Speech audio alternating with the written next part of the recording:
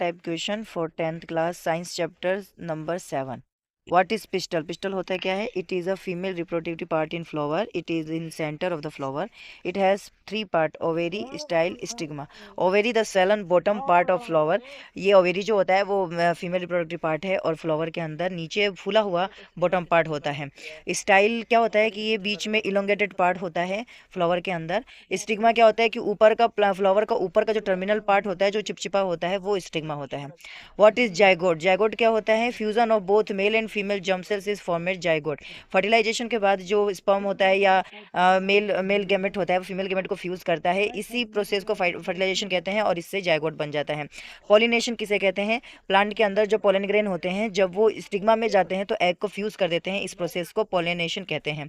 Pollination two parts के होते हैं, self pollination and cross pollination. Right the difference between self pollination cross pollination. Self pollination क्या होता है कि जब पोलन ग्रेन स्टिग्मा में ट्रांसफर होता है उसी सेम फ्लावर पे, तो उसको सेल्फ पॉलिनेशन कहते हैं। क्रॉस पॉलिनेशन किसे कहते हैं? जब पोलन ग्रेन स्टिग्मा पे ट्रांसफर होता है लेकिन वह एक फ्लावर से दूसरे फ्लावर के स्टिग्मा में ट्रांसफर होता है, तो इस प्रोसेस को क्रॉस पॉलिनेशन कहते हैं।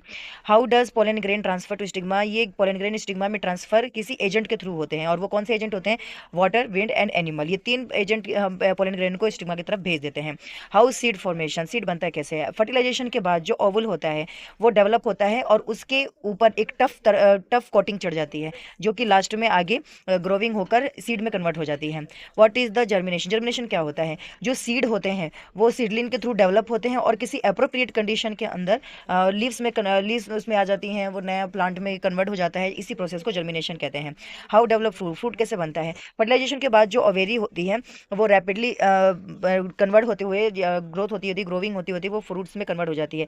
जब वो फ्रूट बन जाता है तो इस प्रोडेशन में फ्लावर के जितने भी पार्ट्स होते हैं, स्टेमन, स्टाइल, सेपल्स, पीसल्स, ये जितनी भी चीज़ें होती हैं वो सब खत्म हो जाती है, बस एक ओवेरी बच जाता है। Which changes are common in the puberty in both girls and boys? Girls और बॉयज़ के अंदर पॉवर्टी वाले स्टेज में क्या कॉमन चेंजेस आते हैं?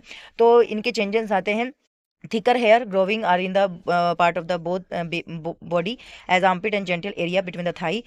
Thinner hair, uh, thinner hair on the leg and arm, the skin become oily and might become pimples. Which changes are different in the puberty, girls and boys? In girls breast size and increase, girls begin menstruates, in boys begin new thicker hair on the face and their voice begin to become cracked. What is puberty? Reproductive or tissues begin to mature in this period called the puberty. Draw label diagram of female and male reproductive system. तो यहाँ पे मैंने दोनों ही male reproductive system और female reproductive system दोनों ही बता रखा है, और मेरा एक शॉर्ट्स वीडियो है जिसके अंदर मैंने इन दोनों की ट्रिक्स बता रखी है कि कैसे इस ट्रिक से हम लोग मेल रिप्रोडक्टिव सिस्टम को बना सकते हैं और फीमेल रिप्रोडक्टिव ऑर्गन को बना सकते हैं, तो आप विजिट कर लेना उस शॉर्ट वीडियो को। Right the work of the right testis. Testis के वर्क क्या होते हैं? तो ये स्पर्म का फॉर्मेशन करते हैं और टेस्टोस्टेरोन हार्मोन को रिलीज करते हैं। Where does testis located? Testis होता कहाँ है? तो एब्डोमिनल कैविटी के अंदर, बॉडी के आउटसाइड में प्रेजेंस होता है। लेकिन ये बॉडी के आउटसाइड क्यों प्रेजेंस होता है? तो इसका आंसर ये होता है कि स्पर्म फॉर्मेशन के लिए लोअर टेम्परेचर की रिक्वायरमेंट होती है, इसी लोअर टेम्परेचर के लिए वो बॉडी के बाहर एब्डोमिनल कैविटी में होता है। Write the work of the testosterone hormone. Testosterone hormone का वर्क क्या होता है? ये पुबर्टी को रेगुलेट करता है।